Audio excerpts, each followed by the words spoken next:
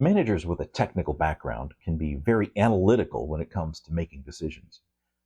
But when you don't feel like you have enough data to make an analytical decision and the pressure starts to rise, you can often experience what Dan Harrison calls flip behavior.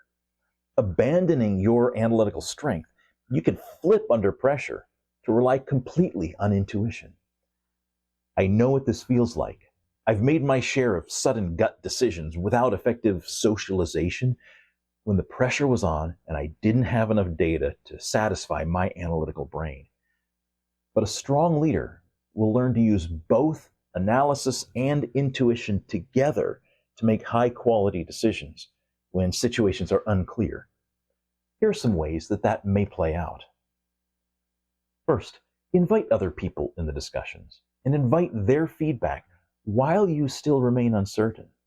Don't feel the responsibility to figure everything out on your own first.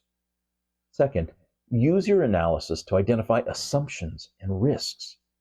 When you share your thoughts with others, share your uncertainties and call out the risks that you've identified. Third, recognize which decisions are more reversible than others.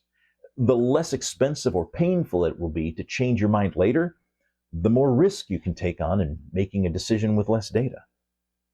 Fourth, when you feel the need to gather more data, consider what it would take to change your decision. Be honest about how likely it is that what you learn would be significant enough to change your mind. And finally, consider the cost of delay versus the cost of an imperfect decision. Be deliberate in setting a time at which you must decide. If you'd like to strengthen your decision-making skills and habits so that you can become the manager your team needs, let's talk. Visit stevedwire.com/talk to start the conversation.